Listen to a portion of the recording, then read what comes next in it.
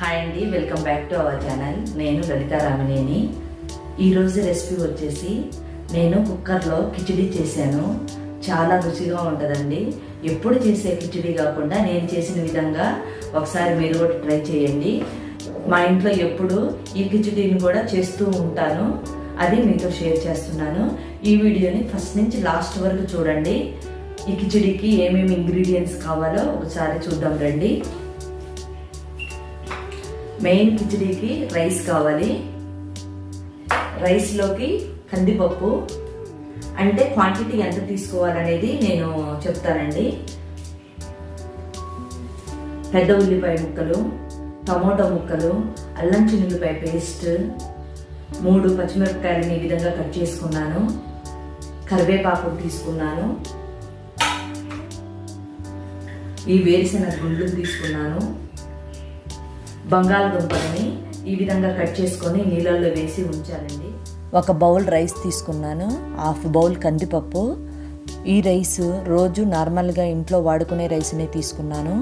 వీటిని శుభ్రంగా కడిగి 3.5 బౌల్స్ వాటర్ని తీసుకున్నాను. ఏ బౌల్ తోటైతే రైస్ పప్పు తీసుకున్నామో అదే బౌల్ తోటి వాటర్ని తీసుకోవాలి. మామూలుగా అయితే 1 కప్పు రైస్ తీసుకుంటే 2 కప్పులు వాటర్ తీసుకుంటాం కదా.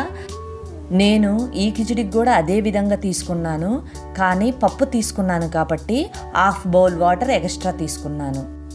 ఈ పల్లీలను కచ్చా పచ్చాగా దంచుకోవాలి.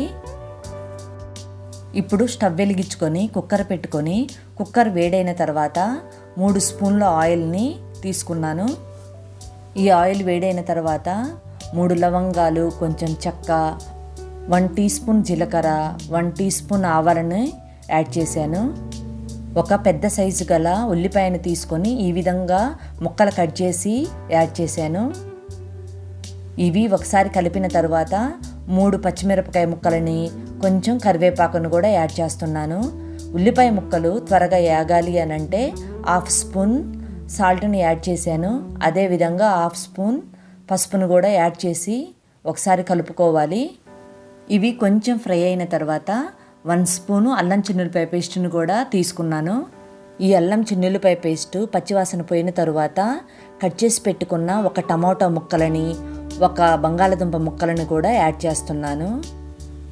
ఈ ముక్కలన్నీ ఒకసారి కలుపుకొని 2 మినిట్స్ ఈ ఆయిల్లోనే మగ్గించుకోవాలి. ఇప్పుడు 1 స్పూన్ కారము, 1 స్పూన్ పచ్చిధనియాల పౌడరు, 1.5 స్పూను చికెన్ మసాలాని యాడ్ చేశాను. యాక్చువల్గా ఈ కిచిడి మా ఫ్రెండ్ మహారాష్ట్రియన్ అండి, తన నుంచి నేర్చుకున్నాను. చాలా టేస్టీగా ఉంటుంది. నేను చేసిన విధంగా ఒకసారి చేసి చూడండి.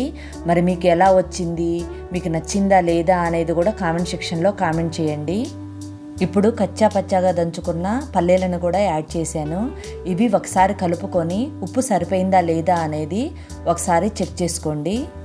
పక్కన పెట్టుకున్నాం కదా రైస్ని, అందులో నుంచి వాటర్ని వేరే బౌల్లోకి తీసుకొని రైస్ని మాత్రమే యాడ్ చేస్తున్నాను. ఆ మసాలాలు, బియ్యము అంతా కలిసే విధంగా ఒకసారి కలుపుకోవాలి. 1 నిమిషం తర్వాత పక్కన పెట్టుకున్న వాటర్ని యాడ్ చేయాలి. నేను చేసిన ఈ కిచిడి మీకు నచ్చినట్లయితే తప్పకుండా నా ఛానల్ని లైక్ చేయండి, షేర్ చేయండి, సబ్స్క్రైబ్ చేసుకోండి. పక్కనున్న బెల్ ఐకాన్ కూడా క్లిక్ చేయండి. ఇప్పుడు ఉప్పు సరిపోయిందా లేదా అనేది కూడా ఒకసారి చెక్ చేసుకొని కొంచెం కొత్తిమీరని యాడ్ చేసి కుక్కర్ మూత పెట్టేసి 3 విజిల్స్ వచ్చిన తర్వాత స్టవ్ ఆపేసుకోండి. ఆవిరంతా పోయిన తర్వాత మూత తీసి చూడండి. ఈ కిచిడి కొంచెం పలసగా కావాలి అని అనుకుంటే కొంచెం వేడి నీళ్ళనైనా యాడ్ చేసుకొని కలుపుకోండి. లేకపోతే ఉడికేటప్పుడే ఒక హాఫ్ బౌల్ ఎక్స్ట్రా వాటర్నైనా తీసుకోండి. ఈ కిచిడీతో పాటు వేయించిన అప్పడాలతోటైనా నమ్కీన్ తోటైనా తింటే చాలా రుచిగా ఉంటుందండి. నేను చేసిన విధంగా ఒకసారి చేసి చూడండి. Thank you for watching.